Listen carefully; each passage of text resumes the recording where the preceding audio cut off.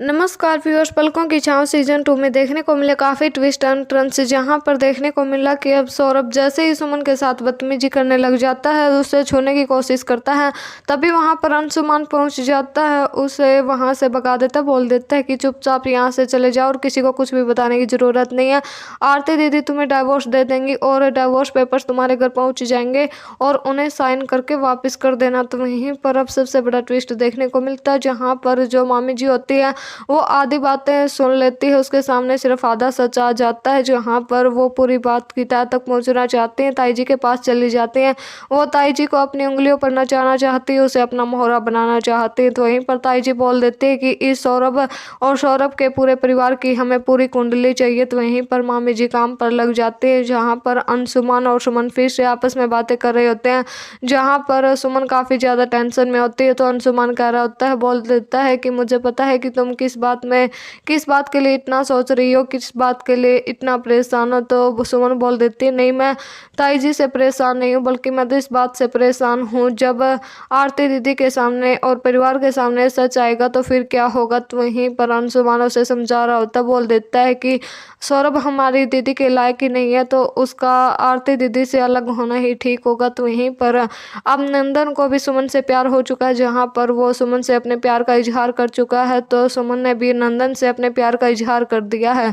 तो वहीं पर अब जो सुमन और अंशुमान हैं, उनका रिश्ता सुरभि करना चाहती है, क्योंकि सुरभि सोच रही होती है कि सुमन अंशुमान के लिए सही लड़की है। लेकिन अब जो नंदनी है वो ये सच जानती है कि नंदन और सुमन एक दूसरे से प्यार करते हैं। जहाँ पर नंदन देता है सुमन को सरप्राइज, वहाँ पर उसके लिए एक पूरे रूम को तैयार कर देता है। वहाँ पर ढेर सारे गुब्बारे होते हैं, दोनों के बीच देखने को मिलता है रोमांटिक सीन। अब ताई जी विधवा आश्रम से कुछ औरतों को बुला लेती है और शादी के दिन ही वहाँ घर में एक पूजा करना चाहती है। तभी उनमें से एक कम उम्र की लड़की होती है जो कि विधवा होती है।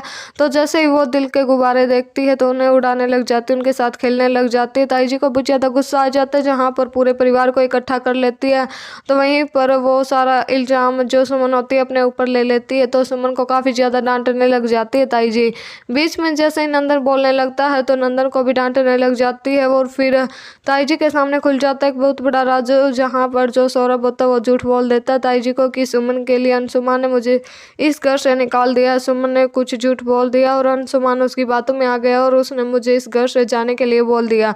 तो वहीं पर ताई जी बहुत ज़्यादा गुस्से में होती है। जहाँ पर नंदनी का मंडप सजाया गया होता है तो सब बहुत खुश होते हैं। वहाँ पर ताई जी आ जाती है और जो भी मंडप तैयार किया होता है उसे पूरी तरह बिखेर देती है, तोड़ देती है। जहाँ पर नंदनी काफ़ी ज़्यादा रोने लग जाती है और ताई जी बोलने लग जाती है कि आप जिसे राम समझते हैं ना, इस राम ने अपने ही एक बहन का घर बसाने के लिए दूसरी बहन का घर उजाड़ दिया। एक बहन को तो ये पलकों पर बिठाए हुए है और दूसरी का घर उजाड़ने पर तुला है। तो सब पूछने लग जाते हैं कि बात क्या है। जहाँ पर जो ताई जी होती है सबके सामने बोल देती हैं कि अंशुमान ने सुमन के लिए सौरभ को इस घर से निकाल दिया। तो यहीं पर बोल देता है अंशुमान की सौरभ ने सुमन के साथ बदतमीजी करने की कोशिश की थी, वो तो समय पर मैं पहुंच गया और इस वजह से उसे घर से निकालना। तो वहीं पर ताई जी फैसला सुना देती है कि सुमन इस शादी का हिस्सा नहीं होगी। जहाँ पर शेखर बोल देता है अगर सुमन इस शादी में रहेगी तो ये शादी होगी, नहीं तो नहीं होगी। अंशुमान भी अपना फैसला सुना देता है, बोल देता है कि शादी तो होगी, शादी भी होगी और सुमन ही इस शादी में रहेगी, फिर कोई रहे या फिर ना रहे।